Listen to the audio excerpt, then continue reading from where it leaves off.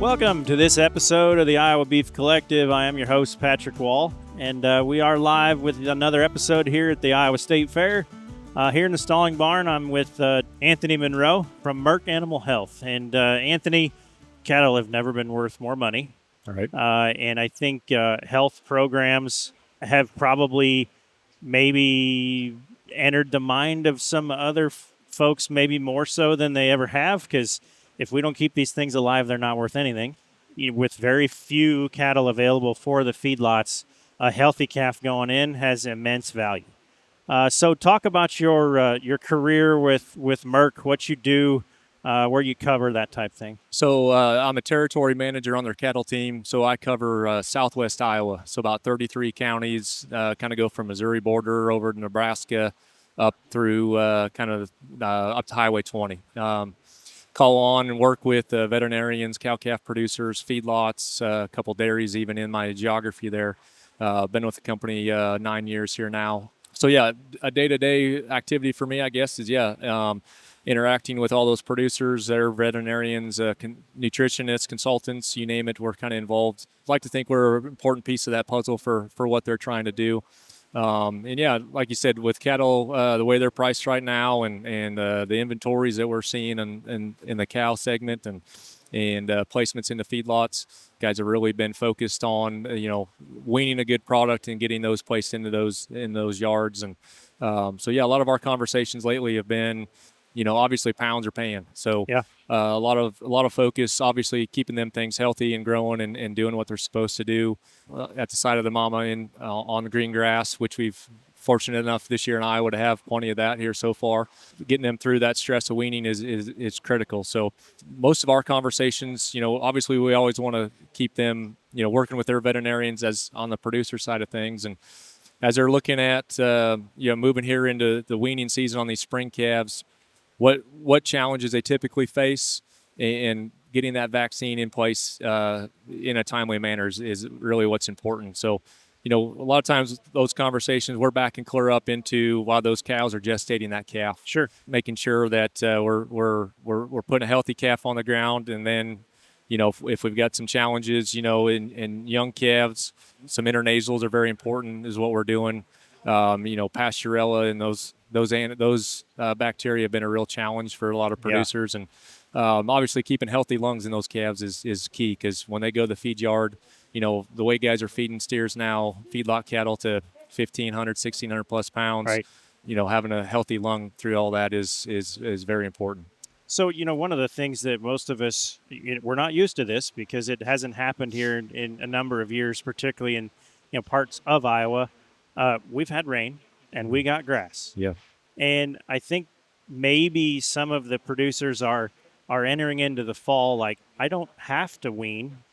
Let's put some more pounds on them still on the cow, maybe long wean them more, month, even 2 months longer than they have in the past. Does that change your vaccination protocol? Does it change your timing? Any of that? Yeah, it can. Obviously, you want to get those in. Obviously, weaning is a stressful time for those animals. Sure. At Merck, our goal is, our vaccines are very heavily researched. We do a lot of trials on those, and we want to make those things as smooth as possible. And so, low endotoxin load is key to kind of that keeping that vaccination event as low stress as possible. But yeah, as these guys are continuing, with the grass that we have and keeping them on the cows as we're going, that can change what they're doing. A lot of times it comes down to, we grow a lot of corn in Iowa too. Yeah. So as combines start to fire up this fall, that dictates a lot of timing as well too. So we kind of juggle a few different things when it comes to timing. Some of those cows only cattle see the chute once a year. Sure. So that's we got to take advantage of that when we can. I know we're kind of talking on the vaccine side, but as we're talking pounds, these implants are really important on these nursing calves too. And so, if you can get an implant in those calves at a pre-weaning program, put an implant in them if you're going to keep them on those cows, or even if you're going to wean them, another 60 days later, 90 days, whatever it may be, you're looking at, 20, 30, 40 pounds of additional pounds there for those cattle. and what that's bringing, what these market prices are. That's substantial That's money. So $150 to $200 the yeah, way my math works, which yeah, is bigger money than we've ever seen in response to an implant on the cow. yep, yep, yeah. And so the timing of the vaccines obviously is important. As we get in, a lot of guys are putting those in first rounds, kind of going to grass, Yep. and then the probably the biggest thing is kind of trying to follow kind of what duration, the vaccine you're using, the duration of that vaccine, and how long that's lasting. We want to keep that kind of primed in that animal. Obviously, our goal is to prevent disease and any infection. We know that doesn't always happen. Right. So the next step is to be able to, if those cattle do need a treatment, to be able to mount a good immune response with that treatment. So all of that's critical. Every operation is different. So timing conversations happen a lot, and like I said, it depending on the operation and how they do it, that all comes into play. But we're in a time right now. Typically in Iowa, we see a lot of that pre-weaning work happening here. August 1st seems to kind of be the Yep. big month for that. We call that the fall run, and a lot of cattle are getting with our preconditioning programs here in Iowa. A lot of that work's been happening here the last couple of weeks, and will continue here probably for the next month or two at least. Yep. Shift gears for a moment. And we can talk products. It's an open podcast. Okay. It's fine. Anything new coming out from Merck that exciting launches, anything on that front? I wish I had something really exciting. We do have an R&D pipeline that's always working on things.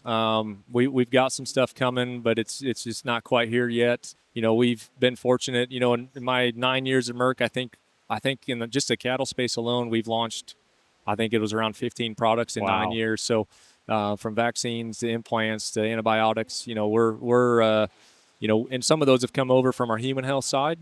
We had what I thought was really a game-changing product with Banamine transdermal, Poron Banamine. That come from our human health side is where that kind of originated from. And I did not know that. yeah, the transdermal solution was that didn't work in our human R&D pipeline, so they slid it over to the animal health side and found out it worked perfect to penetrate the hide on cattle. So that's been a pretty game-changing product when you look at how much flunixin was in residue and things like that. So both in the beef space and the dairy. So that's been a big one. But yeah, we'll have more coming. Just don't have anything, I guess, in the near future that I can talk to at this point, I guess. Sure. I guess, from Merck's standpoint, talk about the 30,000 foot view of the company. You mentioned the human side, and I think a lot of us in the ag world just think, oh, they're a vaccine company. You do a lot more than that. Yep. So talk about the how big Merck actually is. Yeah, to start, I guess, a global company. Yeah. So, we have manufacturing sites all over the world. Human side is obviously very big. Keytruda is a product that the cancer treatment oncology side that's I'm sure everybody's pretty familiar with. There's that's been a great treatment option there. And we look at outside of cattle on the animal health side. We have a full companion animal product line, equine, swine, aquaculture. Wow. We're into poultry. So when I talked about our pipeline and R&D and all that, our current product portfolio is robust too, and all the species that we work with. And then, the technology side that we've really kind of run full steam ahead here the last few years with SenseHub. Kind of started with SenseHub Feedlot. The dairy side has had that for a long time with collars and tags. SenseHub Feedlot, we're monitoring these cattle on feed, and we're able to typically 2 to 3 days before you'll see clinical signs of illness, we're able to alert feed yards that animal is about to be sick. That's been very popular. SenseHub Cow Calf's another one that's been really just launched last fall. First year that product has been really overwhelming. Interest for that has been outstanding. We've got a young stock product on the dairy side. So we're on the dairy side, we're monitoring basically those animals from birth into their first lactation and beyond. So the dairy space, I know this is a beef show here, but Sure. that dairy side, the technology, they are full steam ahead on that all the time, and we're seeing more integration in that into the beef segment of that industry as well. And Got a lot of cows monitored with cow calf and gaining steam on that feedlot side too. So we're really kind of, and then virtual fencing's a thing Yeah. now, and we're in that game too with Vince. There's really not an avenue that Merck hasn't explored. And like I said, we're always trying to make things easier and more efficient for the producer. And I think, I think this is episode number 10 or 12 that we've taped, whatever it is. There is a common theme, and it's labor. Yeah. And I don't think people understand how valuable a product like Sense Hub could be, whether they have 40 cows or 400. Yep. Everyone is struggling with labor. And if you can tell a producer, this is where my cow is, this is when she's in heat, this is when she's calving. Mm-hmm. I mean, that is invaluable to folks that have off the farm jobs. Yep. Or they can't find hired help that they trust. Yep. And you've got an ear tag that can tell you all of that. Yeah. And it is game changing with virtual fence and an ear tag that you can manage your cows and not live with them. Yeah. And I do believe that technology, and there's others out there pursuing it from other angles. Mm-hmm. I think that's going to absolutely revolutionize how we raise beef cattle in our lifetime. Yeah. Because we're not all raising 500 head, Mm-hmm. and we're, in Iowa, if you have 500 head of cows where we live, you got 7 or 8 pastures, and it's just an impossible thing for someone to drive the wheels off a pickup truck and manage them right. Yeah. So awesome technology. I know, and the reason why I asked that question is I know Merck is pursuing a lot of different avenues of raising cattle, and it's been a fun ride to watch happen, and I hope it continues, and I know it will. So we appreciate you coming on. Any parting words of advice? Any market insights? The travels, like I mentioned to start, the area I cover, I have a lot of conversations with veterinarians, producers, cow calf, feedlot, everybody. Obviously, everyone's the way the market's priced. Cow calf guys are on cloud nine. Yeah. I would say that's probably an understatement. Yeah. But placements in these feed yards have been a little different. Been challenging for some. Guys have changed the type of cattle they're feeding. Going from yearlings to some lighter weight calves and things. But the enthusiasm for the guys that are in the cattle business, that hasn't changed. Nope. I mean, whether prices are low, high, whatever they are, everyone that's doing it lives and breathes it. Yep. Because it's not easy. You talk about labor and how we're trying to help with that. Well, there's a reason for that because it's labor intensive. Yeah. And these guys, so kudos to everybody that's doing it. I know it's a grind.